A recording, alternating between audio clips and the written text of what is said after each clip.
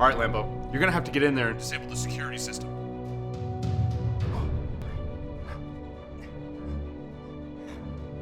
Oh, I got it! You disabled the security system already? Yeah, no. I got a Charmeleon. I got a Charmeleon! Oh no!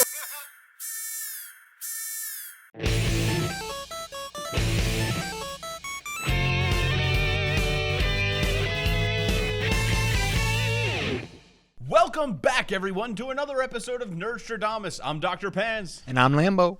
And today we're talking about one of our favorite genre of games, not just video games, but games in general, escape rooms.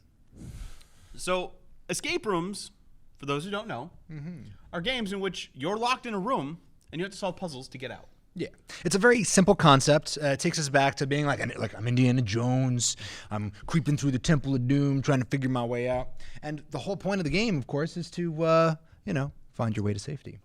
But the puzzles really make it because it's a much more cerebral kind of game. Because a lot of times you have to think outside the box. Now, the reason we're bringing this up is two reasons, really. Number one of our favorite series of games that was all about room escapes just ended. And that was the Zero Escape series, which we've talked about before. The newest one, Zero Time Dilemma, was one of our top games of 2016. It just ended. Great series of games. Visual novel style. It's dark. It's messed up, but the room escape puzzles are fantastic. And that's what kind of brings you in, and then of course you stay for the story. But right, the story is captivating, but it's the room escape puzzles that really make it because it makes you think outside the box a lot, trying to figure out that key or whatnot to get out. And they never give you just simple puzzles. But the other reason we bring up room escapes are this ongoing trend of live action room escapes. Yeah, creeping out into the real world. So they've been popping up in every major area around the country. Right around us, here in central Pennsylvania or northeastern central Pennsylvania. There's one right next, like almost next door to us. But there's also a couple in other areas because we've been out and about and tried some other ones. And I even went to a convention, an anime convention in Pittsburgh, where they had a room escape set up, and it was anime themed. And that's the other thing that's really great about these room escapes are the different themes. Yeah. So I kind of mentioned some of the more famous ones that you can go to. There's one in Boston that is like an Indiana Jones style, like Egyptian tomb or something like that. And you have to slide, things around the walls, and it's really, really high production value. So we've done the train station one, where you were locked in a train station. You had to get out within a certain time before the train left. Yes. We did the tornado room, which was a room ravaged by a tornado, and you had an hour before the tornado hit your house again and killed you. And the steampunk room, where you were locked up and you had to get out of the airship before it exploded. Before the boiler exploded.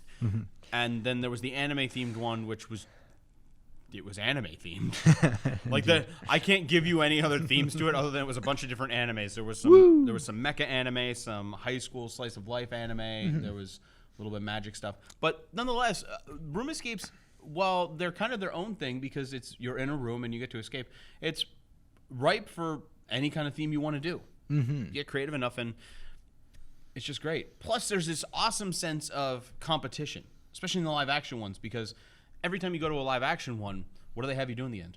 They have you pose with your time, or pose with failure. Yeah, pose with failure. And we haven't failed yet. No, not yet. Hopefully, yeah. We need to always keep going with good people. That's the number one thing. Is to have other minds there who think differently from you.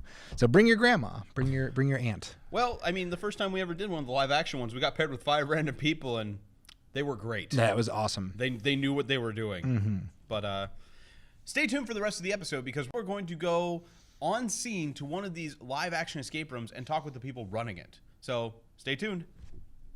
We're here at Can You Escape in Bloomsburg, Pennsylvania, opened in February of 2016. We're going to be talking to one of the owners about the ideas behind setting up an escape room, what escape room is, and the kinds of things that happen in a business like this. Here we are with Russell at Can You Escape in Bloomsburg, Pennsylvania. First, I guess we're going to ask is, people don't know, what is an escape room? Right. Well, an escape room is basically a place where you go and you have to solve puzzles in order to get out of a room. A lot of people describe it as like an immersive video game or a real-life video game. So there's going to be things you have to find in the room. There's going to be puzzles you have to solve. There's going to be a lot of things you have to unlock in order to get out of the scenario before your time elapses. What are people's reactions to your rooms the first time they see them? Oh, people react in a number of different ways. Usually when they're coming in, especially for the first time, they're real nervous. Their hands are they're all kind of huddled. But when they get into the room, they kind of start breaking out of their shell.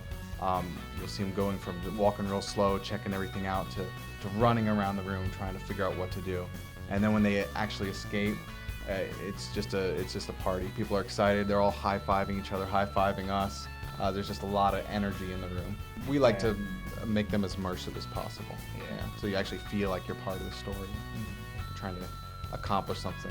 Like there's a sense of anxiety in the room that you have a need that you need to get out. You're not just in a room that's painted, but there's a sense of urgency of why you need to get out of that room. There's sound effects, there's all that kind of stuff that kind of creates that feeling. Right. Who tends to do better, the people who who are older, just more experienced in their years, or people who are younger, less experienced in their years? Honestly, the best groups that we have are a mix.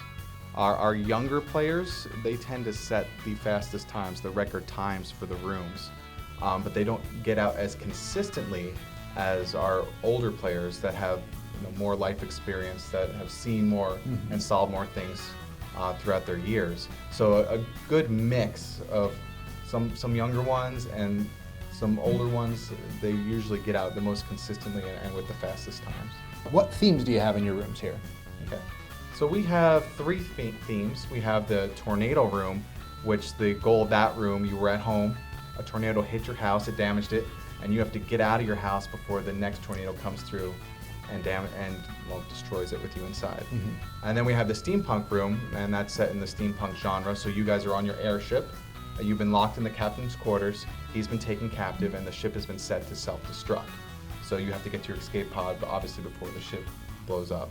And now for our third and final room, the upside down room, that room is you are trapped in your dream, and you need to wake yourself up before the dream becomes a nightmare and you're trapped there forever. Oh, very whimsical, very cool. What influenced your choice of themes? Well, we tried to choose themes that hadn't been done. A lot of escape rooms that have some typical themes, which are all fun, and I've done them myself. There's the jail theme, there's a military theme, there's spy themes. So we tried to make sure that we picked themes that you didn't see a lot of different places, and also themes that gave you a sense of urgency of why you needed to get out of the room, such as a disaster theme with the tornado room, and with the upside down room, just a real neat kind of theme, a dreamscape where it gave us a lot of opportunity to do a lot of things that haven't been done in other escape rooms. The rooms have all kinds of puzzles in them. How do you come up with the puzzles? What's the process behind figuring out how to come up with some of those awesome creative puzzles? So they basically start out with all of us brainstorming. It's myself, two business partners, and our wives. So we all kind of brainstorm, and really we play off each other's ideas. It'll always start with one person saying, hey, wouldn't it be neat if we had this in the room? And then another person will say, yeah, but what if it did this? And it just goes around and around until we get close to our final version. Where do you get the test groups? Are they people who volunteered, or are they just people who come in one day to play the rooms? Or Right. So our test groups are a mix of people, mostly they're friends or family, at least that's what it started out as. But for our last test groups for the Upside Down room, we actually had a costume contest for the Steampunk Room, where people had to wear steampunk attire in. And the contest winners then got 6 free tickets to come back and do the test room for that. So we kind of try to make it fun. We like all different ages to test our rooms so that we get a good crossover of who likes our rooms and how we can change that experience. And we do change our rooms quite a bit based upon our feedback of our customers.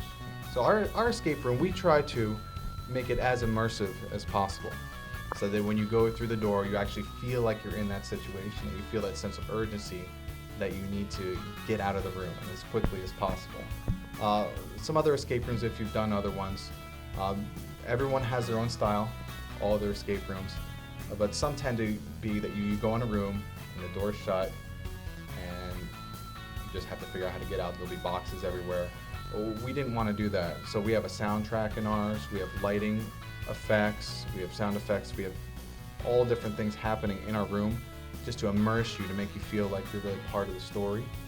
and to give you that sense of urgency.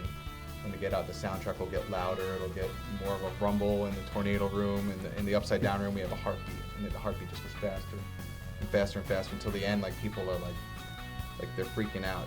You can see it on the camera. It's pretty cool. Adds some nice tension to it. I remember going through the tornado room, and I really like the, not to spoil anything, but there's a television that does stuff in there. And Yep. all kinds of cool stuff that really adds to it. For someone who hasn't done an escape room before, maybe they're a little nervous, maybe even just scared of being locked into a space for maybe an hour, what advice can you give somebody who hasn't tried this to kind of get them to come out of their shell and try it? Right. Yeah, I get a lot of phone calls from people that they just want to know, what is it about? What is going to happen? And usually their problem is that they don't want to be with strangers in a room because they don't feel right. But I tell them all the same thing, that everyone that does these rooms, they're open-minded people. They want to try something new. They're out there to have fun and just to go with it. Really, the best advice I can give for someone starting in the hobby is just as soon as you go in that room, immerse yourself in the environment. Don't walk around with your hands in your pocket. Just go as fast as you can. You're going to love every second of it. Excellent. Well, thank you very much. We really appreciate this, and we look forward to trying out that upside down room at some point. We escaped. We did. That was Can You Escape in Bloomsburg, Pennsylvania. We hope you had a good time with this. If you liked what you saw here and you want to try out one of their escape rooms, we'll post a link to their Facebook page in the description to this video. This has been Nerdstrodamus. I'm Dr. Pants. I'm Lambo. And remember, if you enjoyed this video, like, comment, subscribe, share. We'll catch you next time. Hey everyone, thanks for watching. If you liked what you saw, click subscribe. Also check below for the links to our Facebook page, Twitter, and blog. Check back often, we'll be posting new videos weekly.